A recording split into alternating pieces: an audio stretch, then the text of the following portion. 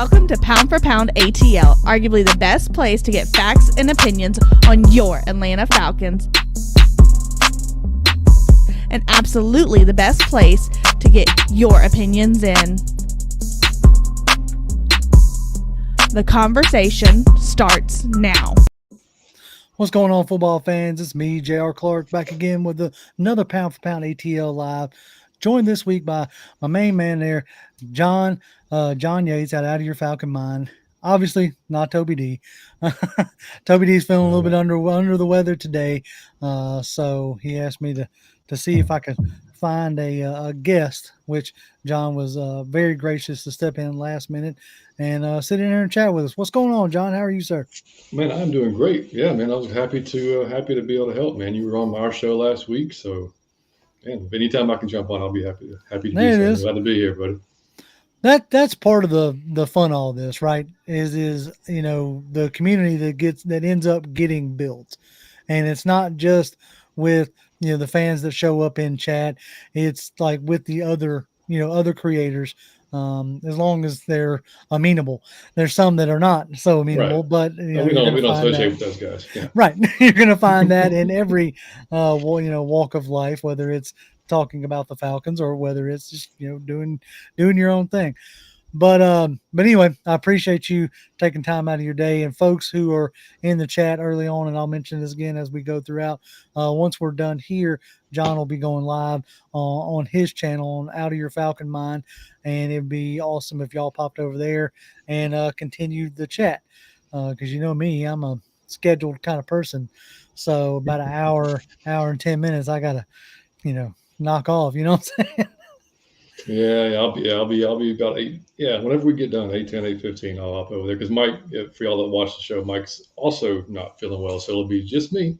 But I'm just gonna be recapping the game and going through some of the talking points. And there you go, Nick and not Nick, Toby and Mike must have been hanging out or something. Seriously, yeah.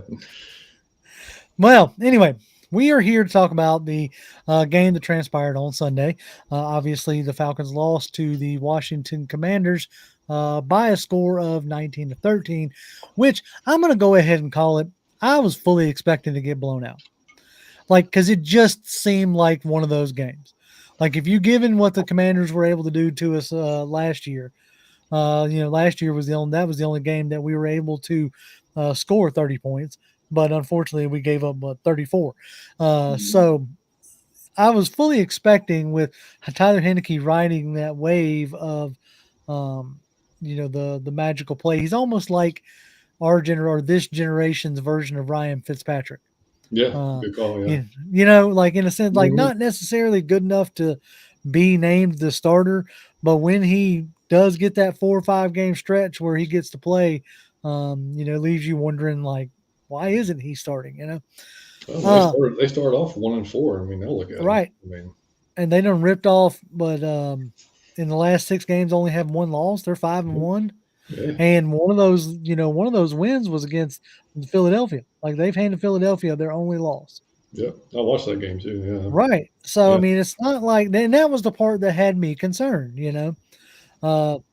This year, the wins that we have gotten have come in almost like fantastic fashion outside of the San Francisco game. The 49ers game, like, we pretty much from start to finish handled that game. Yeah. But every other game has been like a roller coaster throughout the game, whether it's last week with the Browns with Cordell Patterson, taking the kickoff after he fumbles. I mean, it's always, something. And that's what I was expecting. I was legitimately expecting a handful with, Terry McLaurin. They had, he's back in, playing, and we got to see it firsthand. The reason why I wanted Brian Robinson in the draft this past, that dude's a load.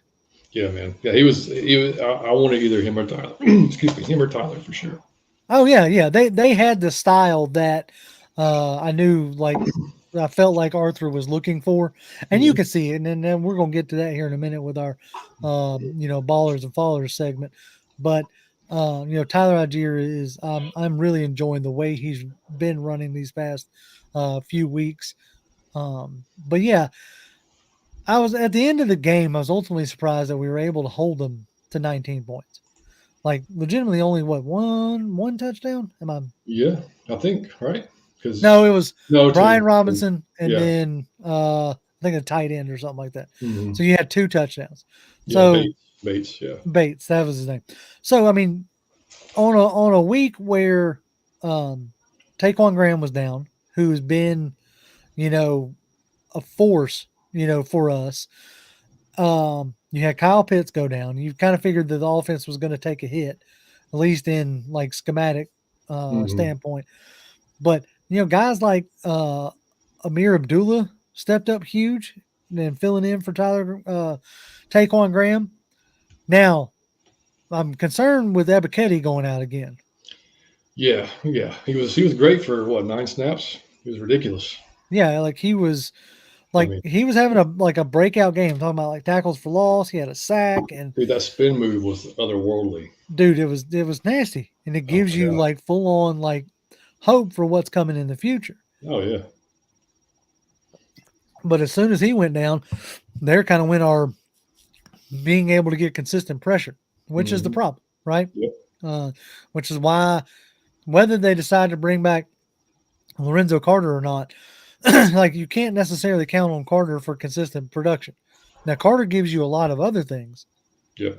like being able to drop into coverage, holding the edge around, real well. So he's not just strictly a pass rusher, but when you need a pass rush, like you can't necessarily count on him to consistently bring you one.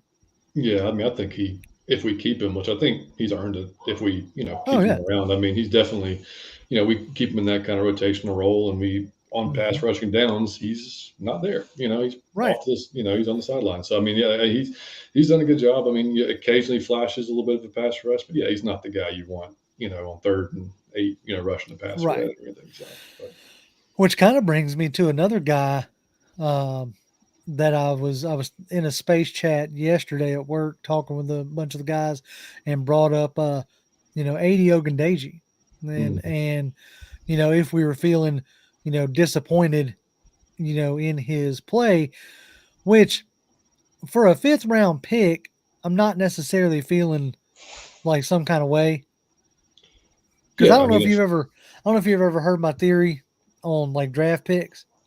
Once you get maybe, past the 4th round, now you're talking about special teamers and fringe players, yeah, you know? And so anything that if you can get any kind of production out of a 5th round pick, that's why when they traded for a 5th rounder for Brian Edwards, I was like, yeah, go ahead. yeah, Even mm, though that we just cut him and yeah. he got signed by the Chiefs, hmm still doesn't bother me that we sent a 5th round to the Raiders for him. No, yeah, the chances of it hitting is so slim. I mean, and so Right. yeah, and you're right. I mean, if we get a good rotational defensive lineman out of the 5th round, that's a win, man. That's a That win. yes. All day.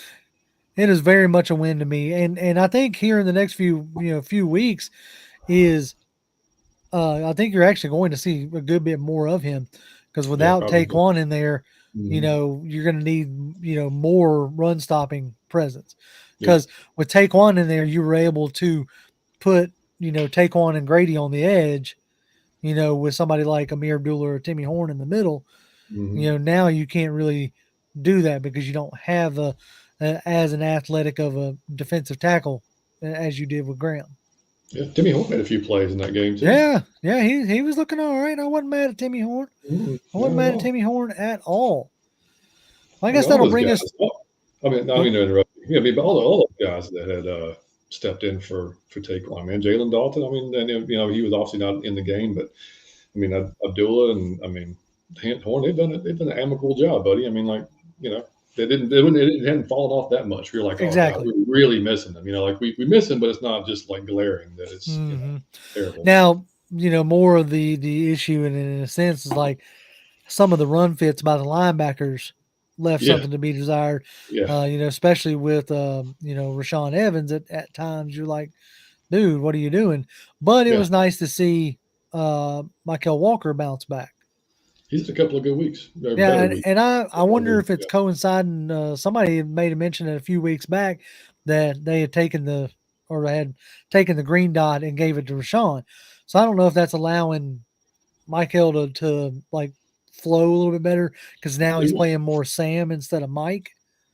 it wouldn't surprise me because I mean, that's even though he's so second year, right? So I mean that's a lot. Third year, Right? second year Third year. starter, third year player. That's right. That's right. So yeah, I mean it's it's okay. So still, I mean if he's never had that responsibility, I mean that's a lot to take on. I mean Right. in a defense that's not fantastic. So I mean, and then the guy that probably he strikes me as a guy that probably relies more on instinct and kind of just see play, go hit play type of thing, not necessarily lining everybody up, that type of Mm-hmm. thing. So I think he may be more a reactive type of player, which could, like you said, he could be why he's played so much better in these last couple of weeks. So it Right, makes because sense you for Rashawn to have it. I mean, he's right, veteran, been in the system he's before. got history with with Dean Pease.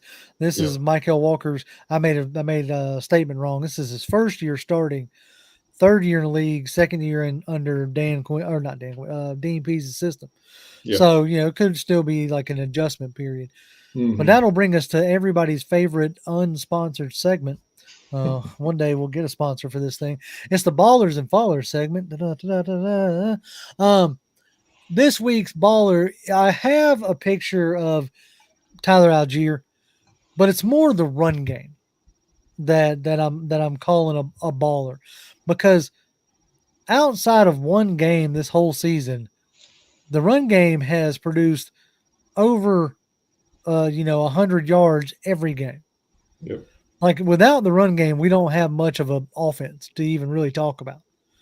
And I have to say, like that is included, Mariota's anywhere from 50 to 70 yards that he gives you, each week, which is a huge boon. Yeah. Which is honestly, I think why he's still behind center, because of that aspect that he gives you. And I'm not saying that Ritter doesn't give you that, but Mariota's got more experience doing that, Yeah. in the league anyway. So, but my baller is definitely like out of that running group is Tyler Algier. Each week he is showing like a lot more growth in his in his game. Maybe not growth, but he's showing a lot more adjustment. Yeah. Like what you saw in college is really starting to show up in the pros, and that's what what you were hoping for. Yeah. I mean, even from earlier in the season, you would see him a lot of times, and vision wasn't quite there. He get the ball, run right in the back of the offensive lineman sometimes, or just miss a hole completely. And now it looks like his vision slowly really improving, and he started to. And it also helps though. I mean, like to me, those outside zone runs for him is a really good fit because Oh yeah, when he can get going. I mean, he's not like Caleb, who when Caleb touches the ball, he's like shot out of a cannon. I mean, like Tyler takes a little bit to get going, but once he's going, I mean, nobody's taking him down on the first hit. It's just not going to happen. So yeah. right. He is a load to bring down, and he Hmm. is constantly looking for contact. Oh yeah, he's got bad intentions. Yeah, they all do, Yeah, which is great. exactly. Anonymous adds says Algier just needs experience, and he will be a beast. I believe so. Like somebody had put on Twitter. I think it was Juke. I don't know if any of y'all follow Juke on Twitter, but he was talking about like Jameer Gibbs and Tyler Algier could be the next reincarnation of Ingram and Kamara. Yeah. And like with Fontenot being at the GMC and that firsthand, you got to be thinking that he's seeing the same thing. So that could be interesting. Yeah, I mean, I see a lot of people worried about him being RB1, and I don't know that I necessarily want him to be like just the sole running back because we've seen even with as recently as Devonta Freeman, like similar running style, bowling ball, does not want to go out of bounds, take contact, and then when he fell off, he fell off. It was Right. like boom, and he's done. It was like this injury, that injury. I mean, he's young now, he can take it, but I mean, dude, 3 years of running style like this, I mean, you just don't have to look very far to see like it's not a recipe for a long career as a running No, back in the league. I mean, no, it's really so, not. It's really not. He needs somebody. Well, that's why I think like at least this year and maybe even the early part of next year, his pairing with Cordell Patterson mhm, is a real nice pair. absolutely, And yeah, then having Caleb Huntley being able to come in and spell either one of them, or when you need like a little bit of a shock, Huntley is a nice I mean, he's legitimately a nice third back. Oh yeah. Trying to find, here it is. It was Tony Wright. Buddy Tony Wright says, I'm really disappointed that Caleb Huntley didn't get more carries. Maybe he's still nicked up.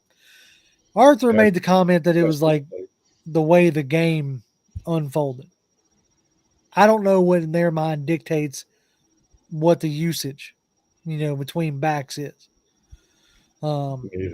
Maybe it was because of like those touches were a little bit limited because you needed Cordell in the pass game more. So by virtue of Cordell being running back, that's, you don't trot out there with three backs, or you see what I'm saying? Mm-hmm. So you already have, Keith Smith, who is on the field, constantly, for run blocking, because the gas that makes this run game go is Parker Hesse and Keith Smith. And I hope people like appreciate and realize how much dirty work they're doing. I got to do. Yeah, I mean, just watch anybody's all 22 that they post. Oh yeah, of a run play or something like that, or even a basketball. I mean, watch what they do. Yeah, I mean, they're highly underrated for what they get. What they're out there doing every week.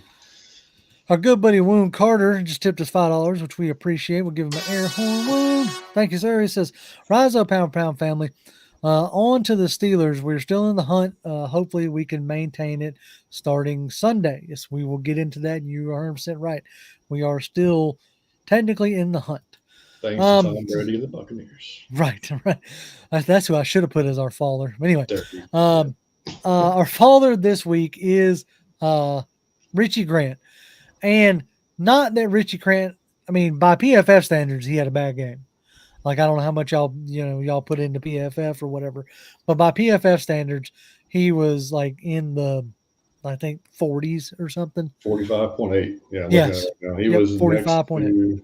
Him and Jalen Hawkins both had a terrible game, according to PFF. Jalen was 34.4. Now, in this particular game, and something I wanted to bring up is, like, his missed tackle rate was over 40%. And he has right now, he's had a handful of games where he's missing some high percentage of tackles, which is not a stat you want to see. Not for safety or anybody on defense, but yeah. Yeah, definitely. But definitely don't want it on the safety level. Mm-hmm. So also saw him taking a few bad angles too, coming in, like a few of those outside runs to Robinson. Like, you saw him kind of watching the game back. You see him kind of coming into a gap where he should have been just heading to the sideline to cut him off because the inside gap was already taken care of. Like, just little things like that. But I mean, right. Yeah. But we also have to keep in mind, like, yes, he's a second-year guy, but this is his first year starting. Mm-hmm. So he's going to have games like this from time to time. So, yes, he's my faller, but that's because, honestly, I don't know, maybe I'm full circle on the other side, but I honestly wasn't too upset by this game. I mean, I was upset that we lost, obviously. I didn't want to lose, but it wasn't a game that I was like I said before, I was expecting us to get ran out the building. First game without Kyle Pitts, everybody having to adjust to that. You lost Taquan Graham. You're on the road. And it seemed like after a charged win, with the Bears, it was an emotionally charged win, you tend to lay an egg the next game. Yeah, I mean, I was going back and forth with a Redskins fan, or Commanders. I keep saying, dude, I cannot get Commanders in my head, at all. I keep saying Redskins. Anyway, I was going back and forth with a Commanders fan on our last video that we did, and he was like, "Man, we're doing the Sean Taylor tribute. We're coming off all these wins. We're going to be." Which, by the way, man, come on, it was a mannequin. It was a mannequin. Yeah, that was crap. That was crap, dude. Give the man an actual statue. What are y'all doing? So anyway, I mean, if you're going to go that route, if you're going to be like, "Oh, we're going to honor this guy," do it right, Yeah, exactly. So, but anyway, he was saying, this is, y'all are going to get same result as last year. And I thought, I said on our preview show last week, to me, the deciding factor in this game was going to be that defensive line for the Commanders. So, I mean, if they dominated the game, we were blown out would have been exactly what happened. So I was pleasantly surprised to see our offensive line just pretty much run shot over them. I mean, for the Right. first half, and I mean, and for most of the game, to be honest. I mean, they got what they wanted in the run game, and I was like, I told Mike, I said, dude, this is going to be the test for our offensive line to see if they're the real deal. Like, because I mean, we've went against some good defensive fronts. I mean, like you can say the 49ers, but they were missing 3 of their 4 guys. I mean, Right. so yeah, so. I mean, we're talking about Allen and Payne being 2 at the top of their position, Montez Sweat, and Young's not even playing. Montez Sweat, and I mean, so it's. I thought they did a hell of a job. So it was. I was happily surprised, and I thought if we could run, it'd like it always is every week. We're on the edge of our seat, passing out, watching the end of the game. That type of game. And that's what it was. I mean, I thought Arthur called a great game, except for that weird thing before halftime. I kind of get he was waiting on Rivera to possibly call a timeout, but never did. But I don't know. That seemed kind of weird to me. But I thought other than that, in the questionable second and goal, which I'm sure we'll talk about at some point. Yeah. We're definitely gonna get to that here. Yeah, here in in just just a minute. Game, though. Yeah. Willie Doc just tipped us $2, which we appreciate. Thank you very much, Willie. He said, just got here. Did I miss ballers and followers? You just did miss it, Willie. But for you, I'll throw it back up on screen. Our baller was Tyler Algier, but more the run game. Because we felt like without the run game, we wouldn't have much of an offense. And our follower was Richie Grant, because that was he's had a last game or two has been a little rough patch for him, and we hope that he comes out on the other side of it. But yeah, we appreciate that, Willie. Thank you, sir. And back to that. At least he goes. He said, "Oh man, I was going to say that the rain as the followers and Michael Walker as the baller. Walker had a real good game. I was glad to see him." Like we talked about that, last couple games has been real nice. So I was glad to see him able to back to having an interception and, making tackles for loss. So that was a good game on his part. Fred Butts tipped us $2, which again, we very much appreciate, Fred. He said, Arthur Smith should have run the ball. All right, well, let's get into it. Might as well, right? Let's do it. That's what everybody was talking about. Yeah. I'll say this. I can see where people think or not think. I get it. I totally agree with the opinion in the sense. But I went back and watched it again today to try to get the, like emotion out of it, and just wanted to look at it, and it was a good play call. Like the play call itself, a little bit better of a thrown ball. And I'm not even going to say much. I'm not even trying to hang this on Mariota's neck. A little bit higher. A little bit higher. Like a little bit better thrown ball. Yeah. Okay. And you're talking about, at worst, Cordell gets stoned at the 1. But I highly doubt it, because Cordell very rarely gets stoned at the goal line. Yeah. So at worst, he gets stoned at the goal line.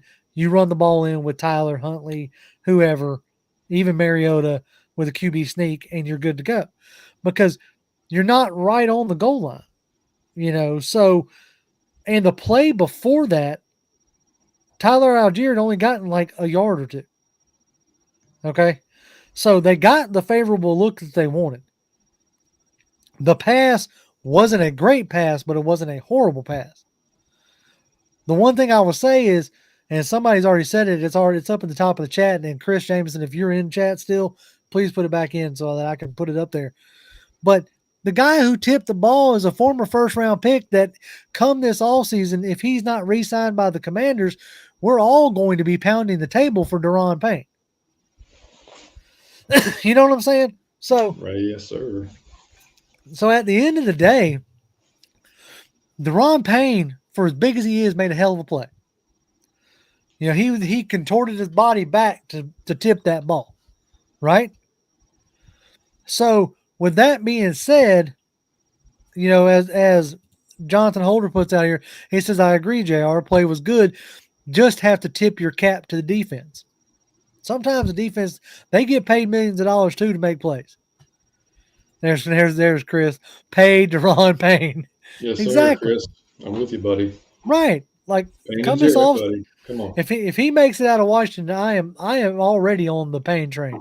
Okay. Mm-hmm. Like already, because like because of plays like that. If you have Deron Payne in the middle, you have a physical run stopper, which is what this game was missing on our defense. Big time, yeah. Like they couldn't air it out because of the rain. Like no team, neither one of the teams could really air it out. But Heineke, you could definitely tell he wanted to. Mm-hmm. But the rain was making it difficult on the receivers and everything else. So if you had somebody like a Deron Payne, which we add in, Jonathan says, Payne train is leaving the station. Exactly. If you had somebody like a Payne who could stop the run in the middle on a consistent basis, just like what, Graham was giving you, Mm-hmm. that's a different ball game, bro. Oh man, yeah. That's a solely different ball game. So like I said, I myself, and I want to get your opinion on it. I myself didn't think it was a bad play call. Now you had a different perspective that I wasn't necessarily thinking about because I was looking at that play in a vacuum. Mm-hmm. So, what was your thoughts on that play, John? All right, so yeah, I'm with you. As the play call itself was just fine. It would have worked had it not been tipped, or a little bit more air in the ball. Yeah, it would have been a score, 1 yard line, whatever. So I was looking at it as, okay, you've got 3 timeouts. You can control the rest of the game if you want to. You've got 3 plays if you need it, on 4th down to get 4 yards. So like I was in my mind, I'm thinking, well, we got Huntley, we got Algier, we got Cordell. Let's keep running. We can control the clock however we want to control the clock, and keep bleeding it down. Now, if they would have needed a touchdown instead of a field goal, I would say, hey, that play call, run it. That's cool. Let's just score. We got to get in the end zone now. Let's score. Because then it's a lot easier defending an entire field, keeping me out of the end zone. But knowing that if we scored there and then we gave them just over a minute of time, even with no timeouts, right? Yeah. So they all they have to do is get in the field goal range at that point to win the game. So, and looking at our history, not that it means anything, but the Commanders game last year, the Saints game, other instances where Arthur has decided to go ahead and trust the defense to go out there and make a stop. It didn't happen. I'm not being negative, just kind of being kind of honest. I don't have a ton of faith in our secondary, knowing that we're going to be able to stop those whatever intermediate long pass plays. Say they get the ball in 25 on the kickoff, they don't have a very long field to go to get to field goal range. So, it puts a lot of pressure on your defense at that point. If it's me, I'm playing it probably a more cautious. I'm running the ball.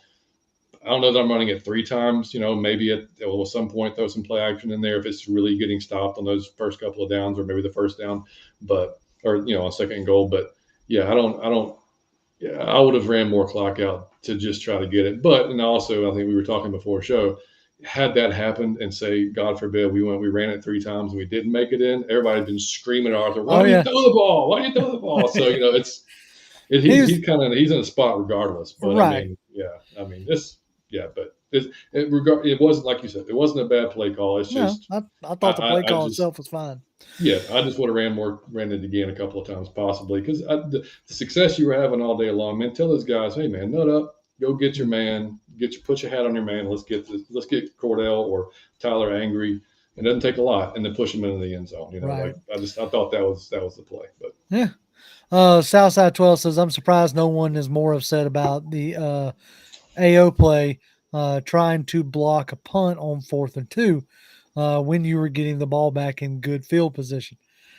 Yeah, that was the one thing you couldn't do in that particular situation. Like yes, you didn't have a ton of time, but like you said, you still had all your timeouts. Yeah. You could have probably taken a shot or 2 at the end zone. Wait, at that point, no, we'd use all our timeouts at that point. We did. Yeah, okay.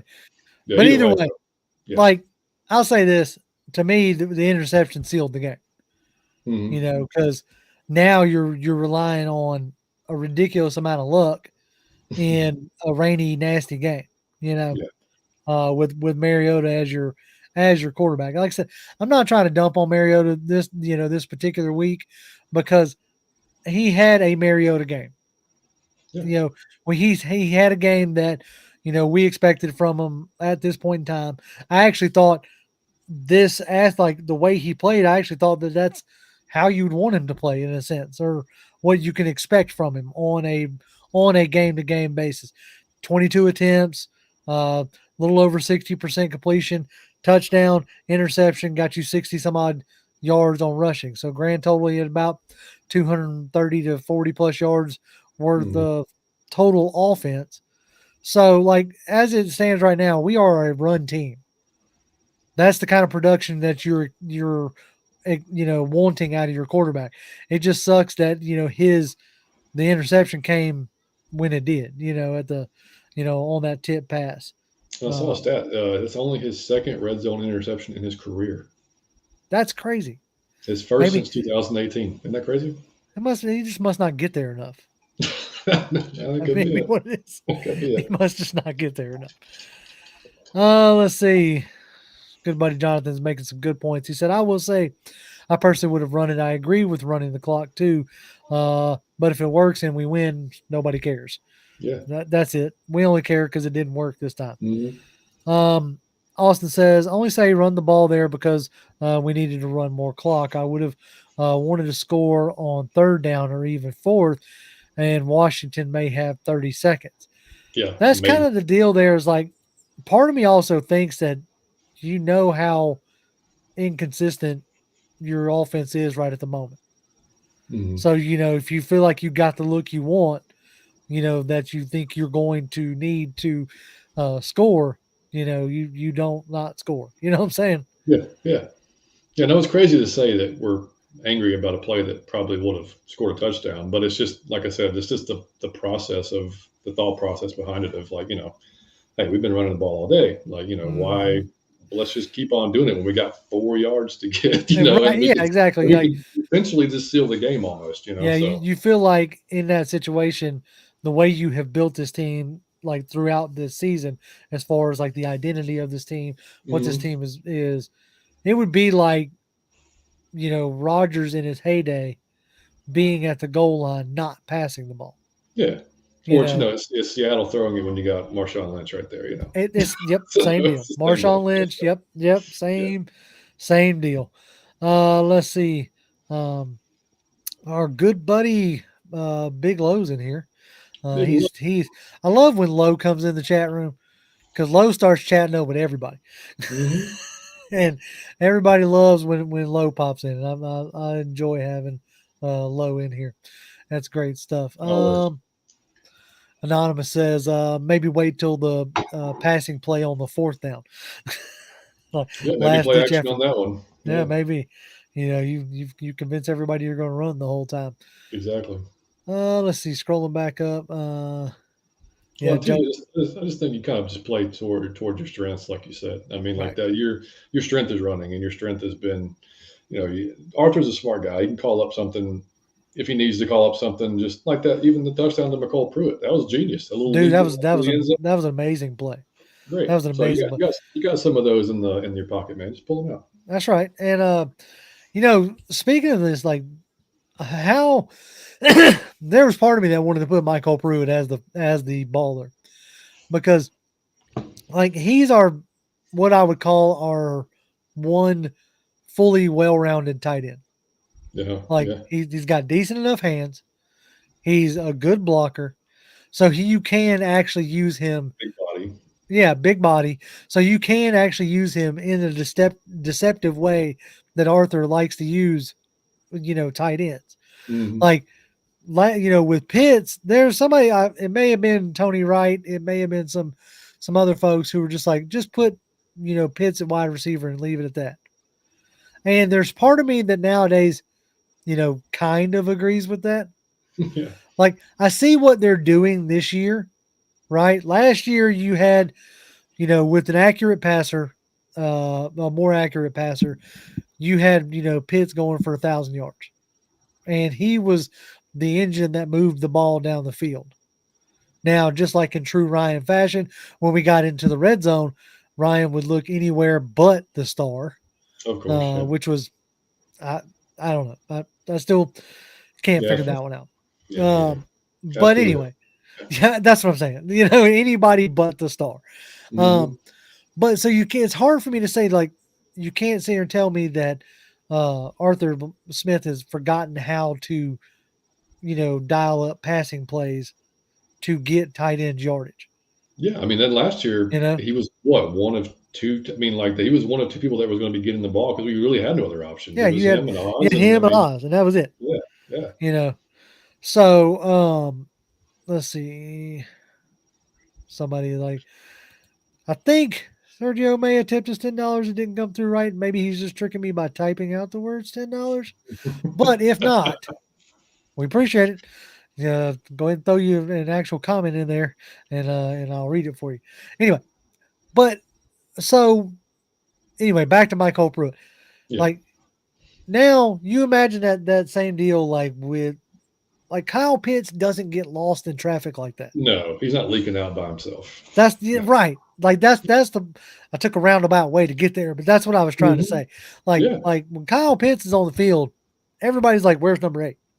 yeah. In Like that even the situation, I line defensive him up. tackle's asking where number 8 is. Yeah, and then you're right. In that situation, maybe even line him up in the slot and make him clear Right. out. He's going to take two guys with him probably. So I mean, So I was glad to see, um, you know, Arthur Smith not going away from some of the things that makes him, which is is passing to the tight end. I was really concerned that we were going to see like some Felipe Franks action going on, oh my God, yeah, which I was glad we didn't. I was so happy that we didn't see any of that messing. But having Pruitt being all around as he Mhm. is a boon, and I think is going to help even more so with the misdirection, which is Yeah, weird to think of that you might have a small like addition without Kyle Pitts' craziness. Now, yeah, once we get a consistent like quarterback, like I think you're going to see like Kyle Pitts and Drake London skyrocket through the moon. oh, 100%. Yeah, Like that pass to Drake London who was cutting back across that he had to like scoop up off the dirt. like an inch above the grass. Had that pass been on Oh, target in stride, holy Pete. I don't yeah, know if he would have scored, but it'd have been close. it'd have been definitely an extra 10 to 15 At yards easy. minimum. And if he'd have made somebody miss, then yeah, you never Yeah, know. I that's mean, what I'm saying. And like yeah. and there was And one and pass. and, and not to poo on Mariota because we've done that a lot. At least we have on our show Oh yeah, us here enough. too. But I mean, yeah. But I mean, that unfortunately for him, dude, that was a clean pocket. Like he had all the time Yes. in the world to make a good Yes. throw. It's And I like was like, dude, like the it's one things like time. that doesn't help his case at all.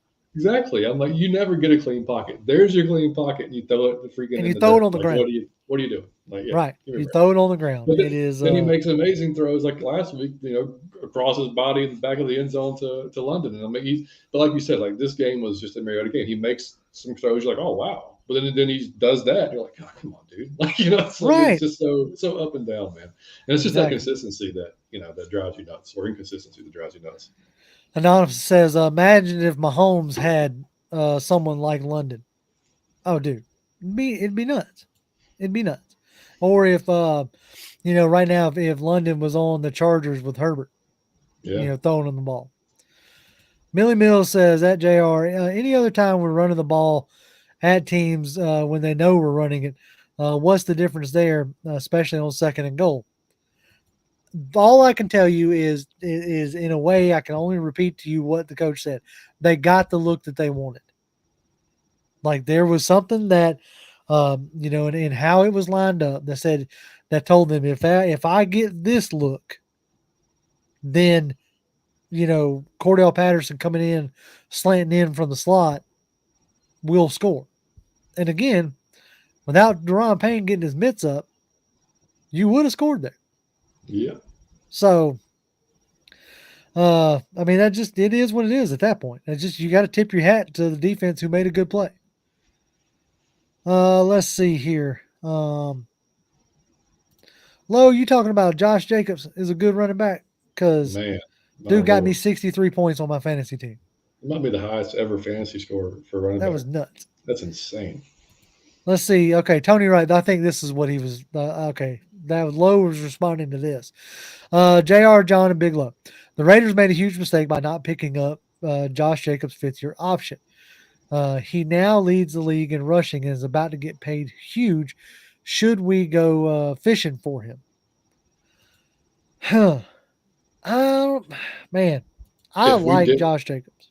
yeah, I don't know if I want to go dishing out big money for a running back. yeah, That's we've done just that me. before. It doesn't work out too well. Yeah, Right. That's I would much rather every 3 to 4 years draft a running back. yeah. I'm And actually good. I'm good with our running back room the way it is. right. Like legitimately, if you find yourself uh middle of the pack drafting and Bijan Robinson is sitting there and you got no other like If he's like BPA, right. If you're going yeah, BPA and there's not like a home run offensive lineman or a home run defensive tackle or a home run corner sitting there, and you're just staring at like, well, I could use this guy or I could, but you got, Bijan Robinson sitting there, then take him. yeah, And everybody will bemoan that we took, you know, three offensive players, three, drafts in a row, but I'll be like, what do you want from them? You know, exactly. Yeah, yeah, and like, because who just said that? Uh, Chris James says, I like undrafted free agent running backs. You can get them by the dozen. Right. And that's kind of my point. I like Josh Jacobs a lot. Um, but the money that he's going to command, I don't know if you're going to, because like Tony's over here saying, Josh had a great game this past Sunday that would have made the greats like Jim Brown, Walter Payton, Marcus Allen, uh, and Barry Sanders, all the great running backs proud. I get you that he had a game to make them proud. How long can he do that? right. You know what I'm saying? And he That's what I was hasn't done it saying. up to this point. Yeah, right. I mean, and that's what I was saying about the fact that we've got three guys, and I know Cordell's getting older, so yeah, I mean, Right. maybe you have somebody. A lot of teams don't have a three-headed monster running back. They've got a couple that could do a pretty good job, but I mean, like, dude, we've got three that we can just rotate in or out all game long that are fresh, they're angry. We got two that are very cheap.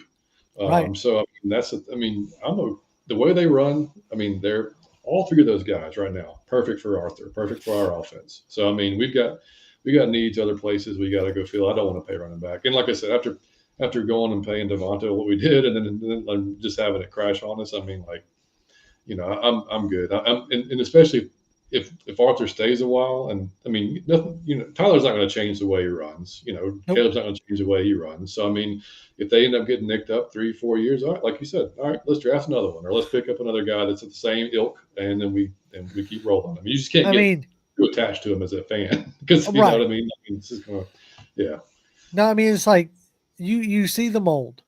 The mold is 6 foot, 6'1", 220, 225, and coming from a zone running scheme, yep, like preferably an outside zone running scheme.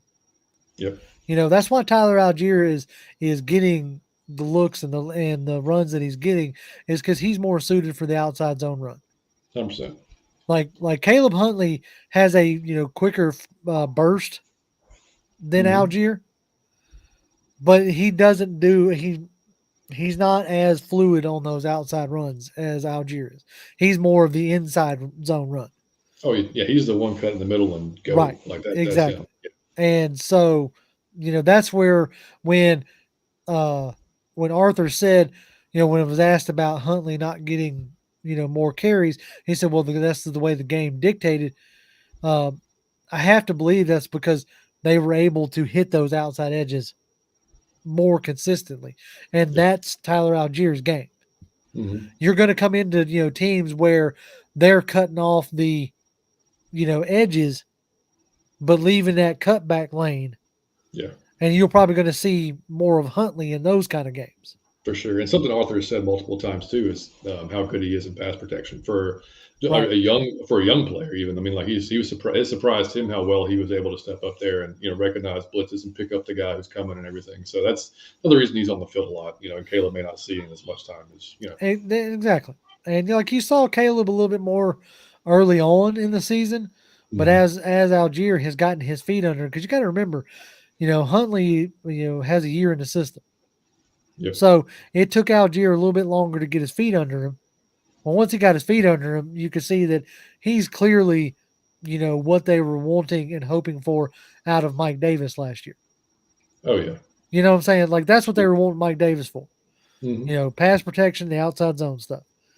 Like the spark plug is still like Cordell Patterson. Oh yeah, and then Huntley's close. I mean, when Mike and I we were, you were there too. That last preseason game, we were all there. Yep. I mean, Huntley, he got the majority of the carries in that game, and dude, I mean, on the field, he is the whole. He's impressive. Like, he's Like I think he was more impressive this year than he was last year, and last year he was our best back in the preseason. 100%, yeah. But it has to be. I mean, it comes down. You hear it all the time. Mm-hmm. Pass protection is what gets you on the field. And if it could just simply be that Huntley just doesn't do a great job picking up blitzes. Yeah. As to where when they do put Huntley out there, it's like, all right, bud, hit that hole and hit it hard. Yeah, I mean, glancing at his PFF scores for pass blocking, they're not great. I mean, they're not as, and even Tyler's had a few games where it's not great either, but overall, his is much lower than what Tyler's is. So It is what it is. Yeah. Tony Wright adds a great point, John, talking about not wanting to pay a running back. He says because we failed with the Todd Gurley experiment. Yeah, I didn't think about Todd, but yeah, that too. Yeah. Yeah. Like it's not even just Todd Gurley, but you also have a few years back Steven Jackson. And it's just it's a position that they can get hurt, man, so easily, and you just don't know after that. Like I love Devonta, but man, when he started getting those nicks, he couldn't get on the field. He could stay on the field. And then when he finally came back, he was not the same guy. No, and he hadn't been the same guy since. No, has not been the same guy since. Let's see. Dre Murphy says, well, the same can be said for all the people talking about getting Lamar Jackson. Can be said for getting Josh Jacobs. For me personally, I'd rather spend that money on the defensive or offensive line. I completely agree in that aspect. Whether it's trying to get a free agent QB this offseason or like handing the reins to Ritter next year and seeing what he has, and if he doesn't perform the way you want, now you're drafting maybe Caleb Williams out of USC just in 24. We're just throwing because that's the hot name right now, right? That's I know. Like the cat's going to win the Heisman. He's but not even just the first pick this year if he could come out. Hey, right? Yeah, he probably would be the first pick this year if he could come out. So that's the thing is like I want them to finally do with what Washington has done on their defensive line, what Dallas did a few years back on their offensive line. Like, give me trench play. 100%. Like trench play doesn't fail you, right? Like when you hit, obviously, like you could pull a Sam Peter Baker, Collins. Yeah, Peter Collins, right? You can fail, and right now I'm gonna go ahead and call it. I'm a little worried about whoever they have scouting O-line up there because your buddy Mayfield is a dumpster fire, and Drew Dahlman is trying to bowl the damn ball back to Mariota, and which is crazy. Like you got one job, dog. That was on the fourth. That was a 4th and 1 play, wasn't it?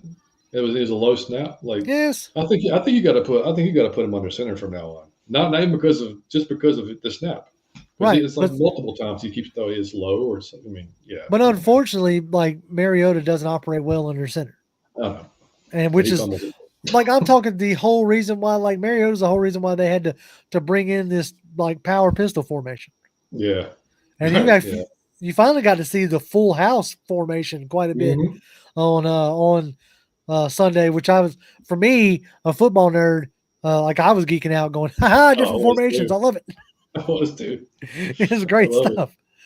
Let's see. Anonymous says, that's why you get them skill players early. Then when you have to try to enforce the trenches, you don't have to worry about finding the missing piece to make you good.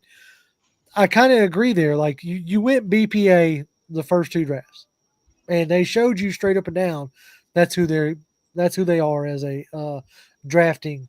So it's actually going to be interesting this year. Now you have 2 drafts to look at, and after whatever they do in in free agency, should give you a real plain look at who they're going to view as BPA, I would imagine. Yeah. So this offseason should be a lot of fun. I'm already looking forward. I was watching a defensive tackle out of Baylor Oh the yeah, other what's that dude's day. name? Sakai, The guys, yeah, yeah, yeah, yeah. Sakai, I think is He's his name. big old boy, yeah. Dude, Yeah, that man. Whew, okay, anyway, we're gonna get into all that like later. We got plenty of time to talk that hmm stuff.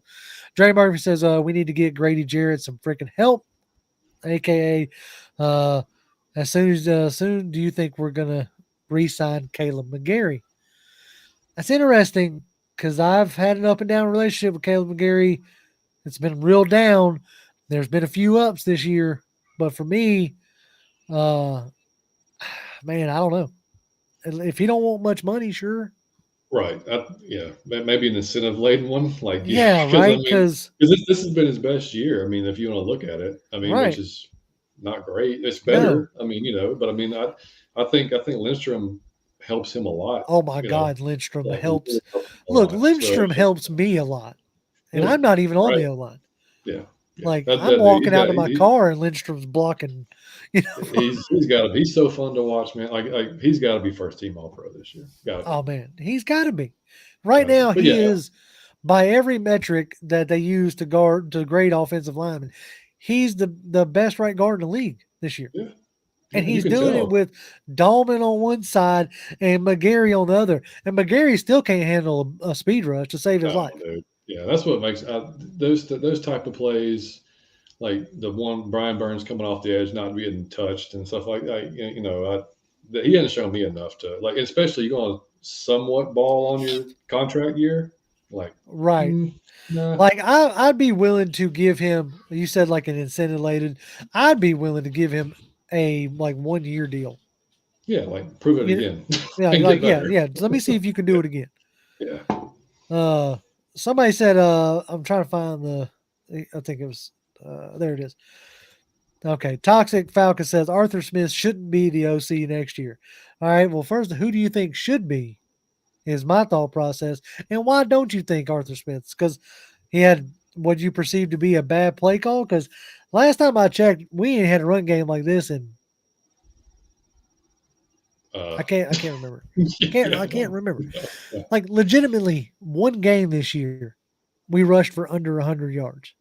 hmm 3 or 4 games, we've rushed for over 200 yards. yeah, Like this year, I have felt pretty good about making the statement of like making chicken salad out of chicken blank. Because that's yeah, what I feel like. yeah. Well, I That's what mean, he's doing. yeah, I mean, my co-host Mike, man, he said, he's like, you can criticize him based on some of the decision making, like that's fair, Yeah, like sure, that's some of the, sure. that's fine, but he's basically had to go to the dollar store to get his groceries, like he's Right? not shopping at Whole Foods and the elite, No, so like you look at what we did last year with what we had, and then this year biggest dead cap in the history of the NFL, and then to still be able to muster up what we're mustering. Like I want to see him with an actual legitimate quarterback that can throw consistently, and then like I just think that's going to open up the offense. It is so much more than what we're doing now. So right. like, and then you should see even you would think even more creative and like kind of eye opening play calls than what you've seen this year even. Because he is I, limited, he's limited to the quarterback. I mean, unfortunately. and So that's right. Like, well, you could say it like this: the last 2 years, he's been limited by his quarterback play. yeah, 100%. Like, last year, Ryan could throw, but he couldn't move, so he was absolutely getting killed behind that line. hmm This year, you got Mariota who can move, arguably moves way too soon. But Yeah, you got Mariota who can move, but his throwing is subpar. right. So it Millie, he's over here messing with me. He says chicken salad out of what? It's got to be a Southern thing. It must be. I have been down here my whole life, so it must like a lot of the old timers say. We try to keep it a little family friendly, but Nick says go into the bye after this game, watch film, reflect, and learn from your mistakes. What I am truly hoping for is okay, so we just got done with week 12, right? So we got the Steelers and then the bye. Is that right? Because I have a bad memory. Steelers and bye. Yep. Yep. Okay. I am like somehow hoping that like, oh man, if we lose to the Steelers, which I hope we don't, but if we lose to the Steelers and the Bucks win, we should be out of it, right? I don't know how, like, all the mathematical stuff. We should be. I mean, especially looking at what we have left. We got the Bucks again, the Saints, the Ravens, and Cardinals. Right? I mean, and who else? Cardinals. Yeah, they're kind of so yeah. Which we can't say that about anybody. So, but yeah, right. So that's what I'm saying is like the thought process is if you lose to the Steelers this week, you've got to make the move in the bye week to see what you have. Yeah. You know, because you've got 5 games left. And so you lose this one, you'll have 4 games. That's a quarter of a season before they added this last game, before they added the 17th game. That's a quarter chunk to look at Ritter. And that's 2 weeks to prepare for. Right? So, I mean, at that point, you got to put him in, I would think. Yeah, I don't know why you wouldn't. Well, Arthur's reasoning the whole time has been we're in the playoffs because we're in contention. We're in contention. Well, we're not in contention anymore. So, like, we need to, like, we said on our show too. I mean, I don't necessarily want to go into that. Not for even just knowing, not for us as fans or as a team not knowing who your starting quarterback is, but you're gonna have close to maybe even $90 million to spend. Like, it matters to free agents as well, like who your quarterback is. Yes. Like, so it would be nice to even if Ritter comes in and bombs, like, okay, then we'll know, but we just need to know one way or the other. That's kind of the deal. So, like, yeah.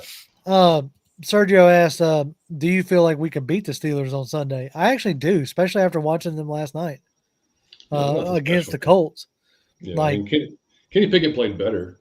Yeah, he played better. But that's a low bar. So I mean, like, like, I do think, especially if Najee Harris is out. Like, I know Harris hasn't been great. But you talk about at the point, offensively, they have George Pickens. Yep. And defensively, they have TJ Watt. Mm-hmm. And so, yes, to me, the Steelers game is a very winnable game. But, as Chris B said, I'm going to get to that one in a second. I hit the wrong button. Chris B, there it is. Says the Panthers were supposed to be a win too. Oh, this whole stretch was. We were supposed to be We were supposed to be the easy part of our schedule. We're 1-3. Yeah, right. And so, to me, every game we play is, except for maybe the Ravens, because I think they're going to kick our ass. But I mean, like, it seems like every other game that we're going to be in is going to be a 3-point, 6-point, down to the wire type of game. So. I'll say this, as much as it make everybody else crazy, the fact that we have been competitive in every game but one this year is what I asked for this offseason. I asked to be competitive. 100%. And totally, and we said it before, and I know you and I have talked about it. It's that start, man. If we hadn't got off to that start, we're 4-4, and the Bucks didn't suck like they did, nobody would be having this conversation. Right. We'd be like, you know what? We've been great. We've been in every game and da-da-da-da-da. Fighting.